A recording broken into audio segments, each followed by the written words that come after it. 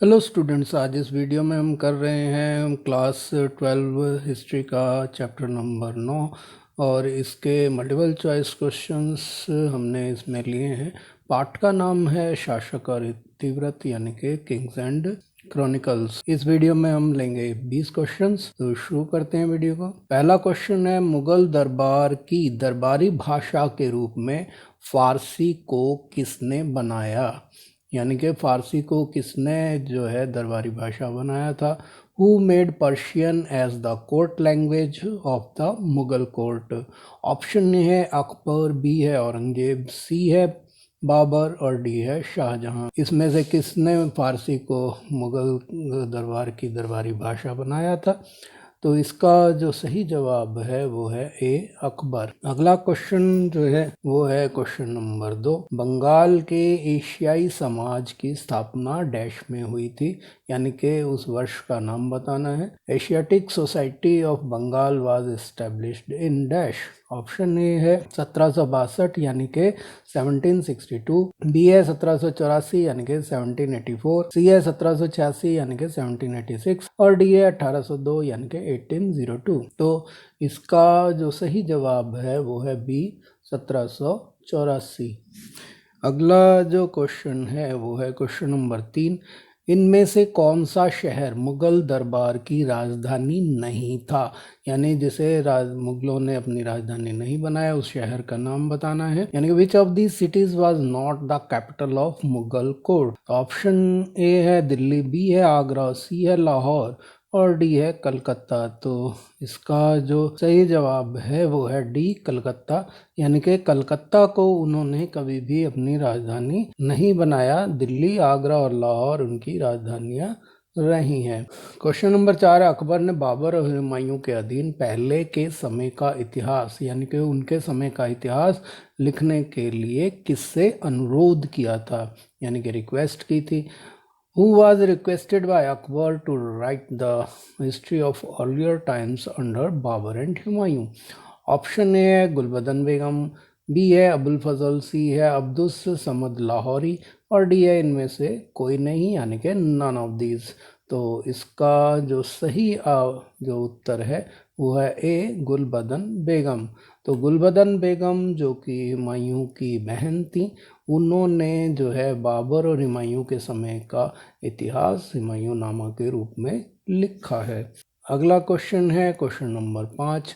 Dash एक लेखन कक्ष था, यानी कि उसको बताना है कि कौन सा लेखन कक्ष था जहां सम्राट की पांडुलिपियों का संग्रह संरक्षित किया गया था। Dash was a scriptarium under the where the emperor collected of manuscripts was preserved. Option है पुस्तकालय यानी कि लाइब्रेरी, बी है किताब खाना और सी है कारखाना यानी कि फैक्ट्री इंडस्ट्री और डी है फोर्ट यानी कि किला। तो इसका जो सही जवाब है वो है किताब खाना। यानी कि किताब खाना एक लेखन कक्ष था जहां सम्राट की पांडुलिपियों का संग्रह किया जाता था, सुरक्षित रूप से रखा जाता था। क्वेश्चन नंबर 6, उर्दू निम्नलिखित में से किस भाषा का मिश्रण है? यानी कि Urdu is the mixture of which of the following languages? Option A है हिंदी और बंगाली यानी कि हिंदी एंड बंगाली, बी है फारसी और बंगाली यानी कि पर्शियन एंड बंगाली, सी है हिंदी और फारसी यानी कि हिंदी एंड पर्शियन और डी है हिंदी और तमिल यानी कि हिंदी एंड तमिल। तो जैसा कि आप जानते हैं उर्दू भाषा जो है ये सैनिक कैंपों में विकसित हुई भाषा थी और इसको जो है हिंदी और फारसी के मेल से बनाया गया था। क्वेश्चन नंबर 7 है, सुलह कुल का क्या अर्थ है? यानी कि what is the meaning of Sulh Kul? Option A है पूर्ण शांति यानी कि एब्सोल्यूट पीस, बी है प्रबुद्ध नियम यानी कि एनलाइटमेंट रूल, सी है राज्य सर्वशक्तिमान है यानी कि स्टेट इज ऑल पावरफुल और डी है ईश्वरीय मार्गदर्शन यानी कि डिवाइन गाइडेंस। तो इसका जो सही उत्तर है वो है ए पूर्ण शांति यानी कि एब्सोल्यूट पीस। क्वेश्चन नंबर 8 है, बुलंद दरवाजा किस मुगल विजय के उपलक्ष्य में बनाया गया था?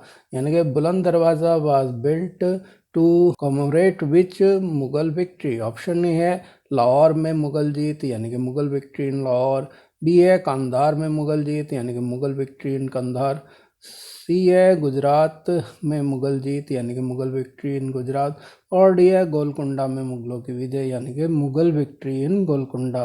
तो इसका जो सही जवाब है वो है गुजरात में मुगलों की जीत यानी कि मुगल विक्ट्री इन गुजरात। अगला क्वेश्चन है शाहजहां के रतनमय सिंहासन का वर्णन किस मुगल कालक्रम में किया गया है, यानी कि Shahjahan jewelled throne is described in which Mughal chronicles.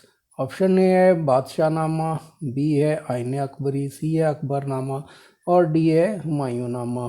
तो शाहजहां के जो राज्यकाल है उसको बादशाहनामा में लिखाया गया है। क्वेश्चन नंबर 10 है शेख सलीम चिश्ती के लिए सफ़ेद संगमरमर के मकबरे का निर्माण किस मुगल शासक ने करवाया था, यानी कि which Mughal ruler commissioned the construction of a white marble tomb for Sheikh Salim Chishti.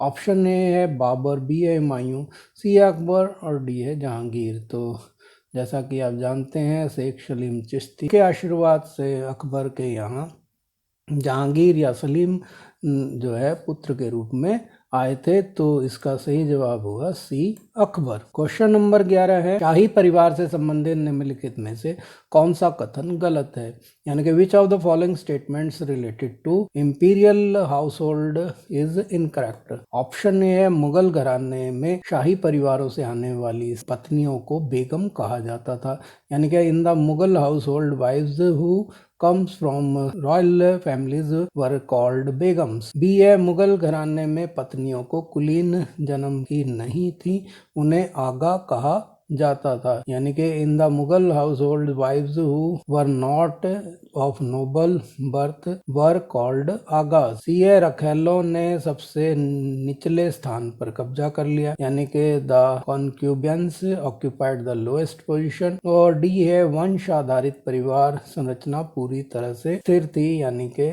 The lineage based family structure was entirely statics.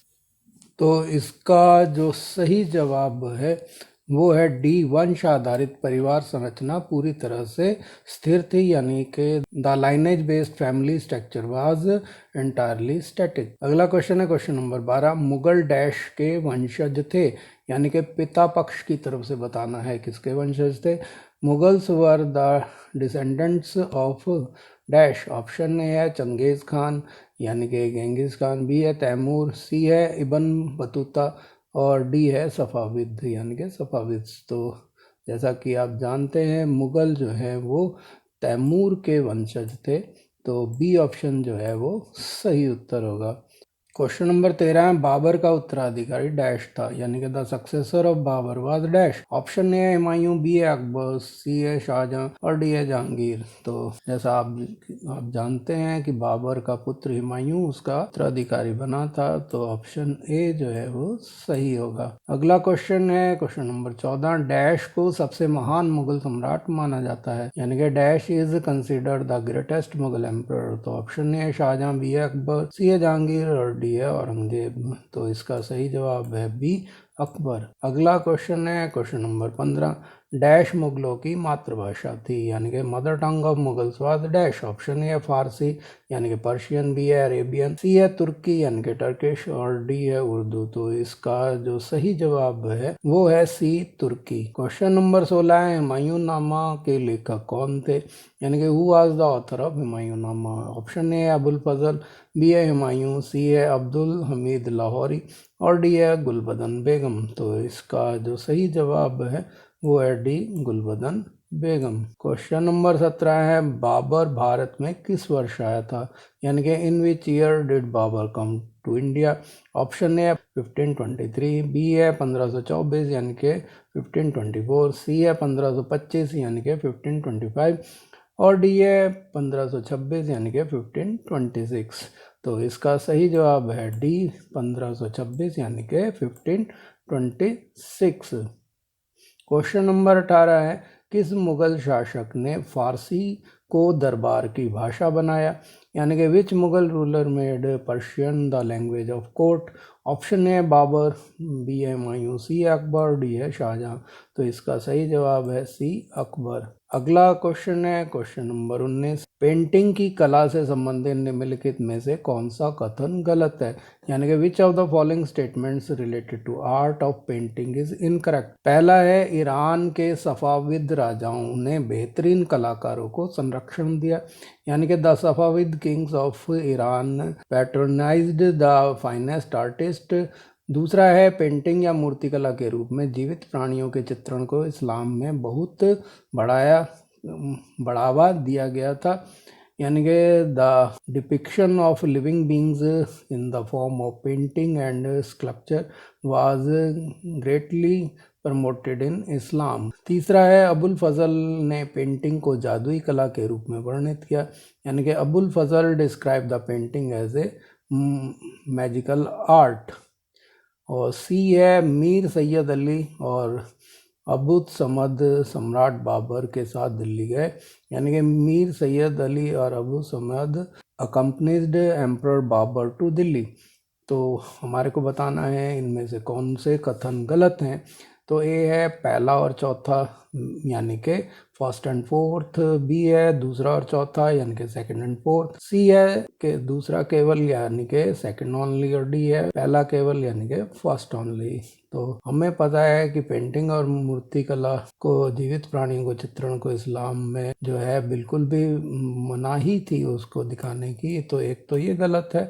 और मीर सैयद अली और अबू समद जो है वो सम्राट बाबर के साथ दिल्ली गए थे, ये भी गलत है क्योंकि वो हुमायूं के साथ आए थे। तो इसीलिए बी उत्तर जो है वो। अब इस वीडियो का लास्ट क्वेश्चन है क्वेश्चन नंबर 20। छवि को पहचानें और उसका नाम लिखें, यानी कि इस चित्र को पहचानना है और इसको बताना है क्या है।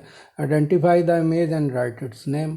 ऑप्शन ए है मुगल टिफिन बॉक्स, बी है मुगल गहने बॉक्स यानी कि मुगल ज्वेलरी बॉक्स, सी है मुगल पगड़ी बॉक्स यानी कि मुगल टर्बन बॉक्स, और डी है मुगल चपाती बॉक्स। तो इसका जो सही जवाब है वो है ये जो है मुगलों द्वारा अपनी पगड़ी रखने के लिए इस्तेमाल किया जाने वाला बॉक्स था, इसीलिए सी उत्तर जो है वो सही जवाब होगा। तो इसके साथ ही एक क्विज समाप्त हुई। आपको बताना है कि आपको 20 में से कितने अंक मिले हैं। आप उसे कमेंट बॉक्स में लिख के दिखा सकते हैं।